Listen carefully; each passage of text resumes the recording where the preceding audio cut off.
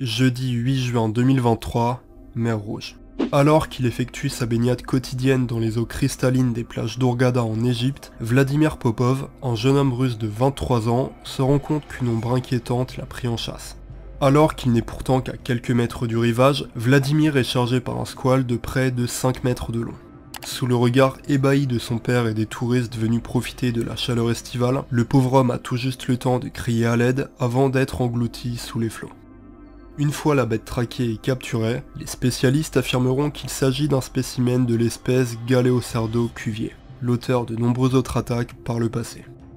Bienvenue à bord du Nautilus. Pour ce 3e épisode de Naturalia, je vous propose de plonger à la découverte du requin, ouvrez les guillemets, mangeur d'hommes. J'ai nommé le requin tigre.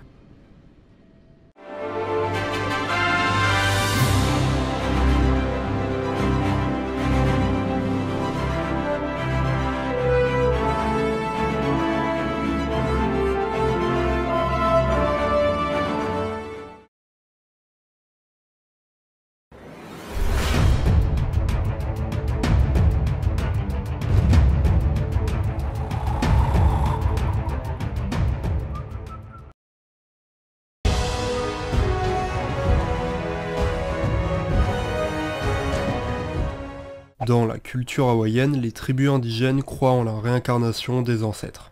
Les esprits des défunts auraient la possibilité de prendre une forme physique pour continuer de veiller sur leurs proches en les guidant vers le droit chemin. On appelle cela l'Omakwa.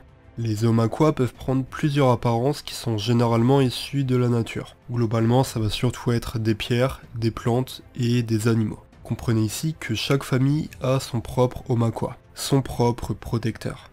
Si les Omakwa se manifestent souvent sous la forme d'animaux nobles et puissants comme la chouette, la pieuvre ou le dauphin, l'un des animaux totems les plus valeureux n'est autre que le requin. Pour cette raison, le requin tigre, super prédateur ultime des récifs hawaïens, a longtemps été considéré comme sacré par les populations locales. D'ailleurs, petite anecdote, l'acteur hawaïen Jason Momoa, qui est notamment connu pour ses rôles de Khal Drogo dans Game of Thrones et Aquaman dans les films DC Comics, s'est tatoué une magnifique série de dents de requin sur l'avant-bras, en hommage à l'Omakwa de sa famille.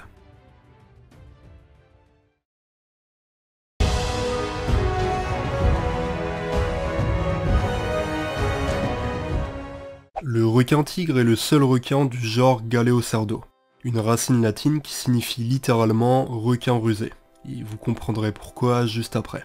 Le requin tigre est doté d'un corps élancé pouvant dépasser les 6 mètres pour un poids de 600 kg, ce qui fait de lui le deuxième plus grand poisson carnivore après le grand requin blanc. Bon, niveau morphologie, ce squale se distingue par sa tête large et plate, son museau court et carré, et par sa dentition incurvée totalement différente de celle de ses cousins, étant donné qu'habituellement les dents de requin sont plutôt en forme de poignard. Bien entendu, la grande caractéristique du requin tigre, qui lui doit d'ailleurs son nom, c'est évidemment ces fameuses rayures sur la peau qui rappellent le pelage du grand fauve. Bon, ce qu'il faut savoir, c'est que ce pattern est beaucoup plus marqué chez les juvéniles, qui vont pour le coup vraiment avoir un camouflage totalement tacheté.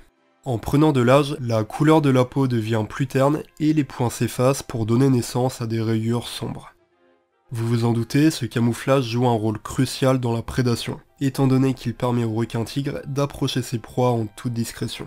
Et il est temps pour la deuxième petite anecdote. Étant donné que j'ai comme projet de faire beaucoup d'épisodes sur les requins, je vais profiter de ce numéro sur le requin tigre pour vous parler d'un super pouvoir qui est propre à toutes les espèces de requins. J'ai nommé les ampoules de Lorenzini.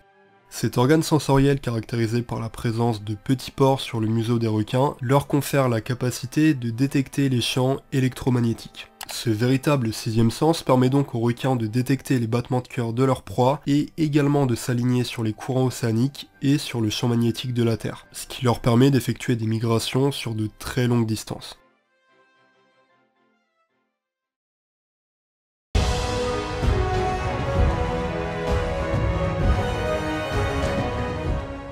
Le requin tigre est présent dans les eaux tropicales et subtropicales du monde entier. Il faut savoir que c'est un requin qui a une très grosse capacité d'adaptation. On va donc à la fois le retrouver dans les habitats pélagiques, c'est-à-dire au large dans la haute mer, mais également dans les espaces proches de la côte. Et c'est d'ailleurs cette proximité qui le rend si dangereux pour l'être humain. Même si on le retrouve globalement dans toutes les zones tropicales de la planète, certains spots sont réputés pour connaître une très grosse affluence de requins-tigres. C'est notamment le cas des îles du Pacifique, de l'océan Indien et surtout des Caraïbes. Le requin-tigre est une espèce solitaire qui va se réfugier dans les profondeurs de l'océan pendant la journée. Et pendant la nuit, il va sortir des profondeurs pour rôder à la surface de l'eau à la recherche de proies. Et justement, il est temps de parler de l'alimentation. Le requin-tigre est probablement le squale avec le régime le plus éclectique. C'est bien simple, c'est un super prédateur qui bouffe quasiment tout ce qui est à sa portée. Il se nourrit de poissons de taille moyenne, de céphalopodes, d'oiseaux qu'il va choper directement à la surface de l'eau, de serpents et de tortues marines, de dauphins, de baleines blessées, de charognes ou encore de déchets. Peu sélectif, le requin-tigre endosse le malheureux surnom de poubelle des mers. Oh méchant. Tu crois que c'est du respect ça ? Tu crois que c'est du respect mon garçon ? En traînant près des côtes anthropisées, le squale va tomber sur les rejets de l'industrie humaine qu'il va se faire un plaisir d'engloutir. En fait, suite à des dissections et à différentes analyses d'estomac, les études démontrent que jusqu'à 13% du régime alimentaire du requin-tigre serait constitué de déchets plastiques et métalliques et d'objets non comestibles comme des canettes, des plaques d'immatriculation ou encore, accrochez-vous, des pneus de voiture. Bon. J'imagine la tête des premiers scientifiques qui ont trouvé ça dans l'estomac d'un requin-tigre. Wow. Aïe aïe aïe. C'est quoi cette merde? Une fois la panse bien remplie, le requin-tigre va penser à assurer la prospérité de son espèce. Après une gestation de 14 mois, la femelle requin-tigre peut donner vie à 50 juvéniles qui mesurent déjà une soixantaine de centimètres à la naissance. Le requin-tigre est une espèce ovovivipare. Ce terme barbare veut simplement dire que contrairement à d'autres espèces de requins comme la roussette par exemple, qui est pour le coup beaucoup moins impressionnante que le requin-tigre, mais voilà, en fait il y a des espèces de requins qui vont pondre des œufs directement dans l'océan, et dans d'autres cas, comme pour le requin-tigre, les bébés vont grandir et éclore directement dans le ventre de la mère. C'est-à-dire qu'avant de sortir de l'utérus, les juvéniles sont déjà totalement opérationnels et totalement prêts pour affronter l'hostilité de l'océan.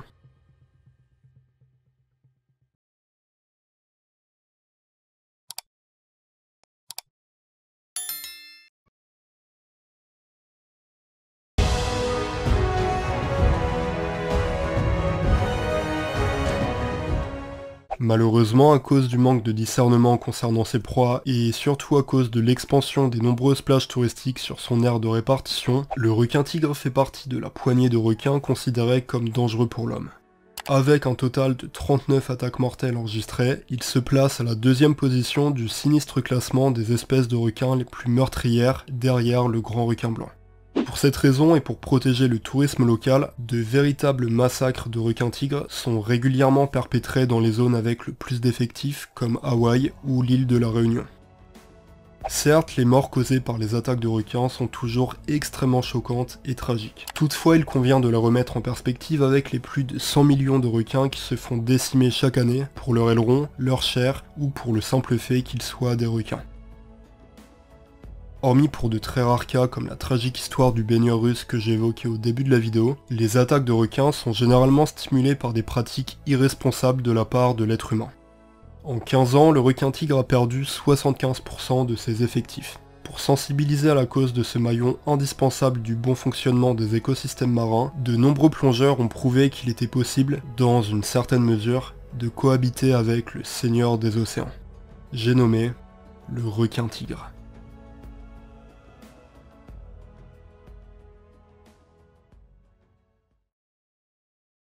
Merci beaucoup d'avoir regardé ce 3e épisode de Naturalia. Si la vidéo t'a plu, je t'invite évidemment à laisser un petit like, à t'abonner à la chaîne et à me laisser un petit commentaire en me disant quelle est ton espèce de requin préférée. De mon côté, je pense que j'ai pas besoin de te faire un dessin, mais hormis le grand requin blanc, c'est vrai que je suis totalement fasciné par le requin tigre. D'ailleurs, pour ce premier numéro qui parle de requins, j'ai beaucoup hésité entre le requin tigre et une autre espèce que je trouve absolument fascinante, le requin bulldog. J'ai prévu de faire beaucoup d'autres épisodes sur le requin, et tu peux dès maintenant me proposer dans les commentaires des espèces de requins pour les futures vidéos. Je voulais également profiter de cette vidéo pour vous faire une petite recommandation. Il y a maintenant plusieurs années, j'ai découvert la chaîne de Lord of the Ocean, un groupe de potes bretons qui font le tour du monde en voilier pour aller plonger avec les espèces de requins les plus iconiques. Et je vous le donne en mille, ils se sont rendus dans le spot de plongée très réputé de Tiger Beach dans les Bahamas pour aller plonger avec le requin tigre.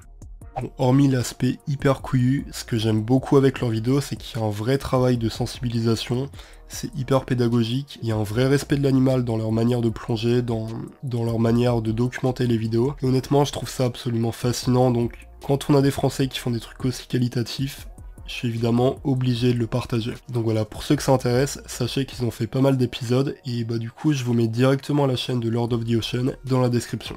Merci beaucoup à toutes les personnes qui sont restées jusqu'à la fin de la vidéo, et si tu veux plus d'informations et si tu veux avoir accès à du contenu exclusif, tu peux me rejoindre directement sur Instagram. Est-ce que t'as déjà entendu parler du Régalec? Longtemps décrit comme un monstre marin légendaire, ce géant pouvant dépasser les 11 mètres de longueur est un animal extrêmement rare. Le Régalec est un poisson du Grand Bleu pouvant vivre jusqu'à 1000 mètres de profondeur. Ici, la pression des fonds marins est telle que pour survivre, cette créature a dû développer un corps long et très fin. T'étais à bord du Nautilus, j'espère que t'as passé un très bon voyage, et moi je te dis à dans 2 semaines pour toujours plus d'aventures.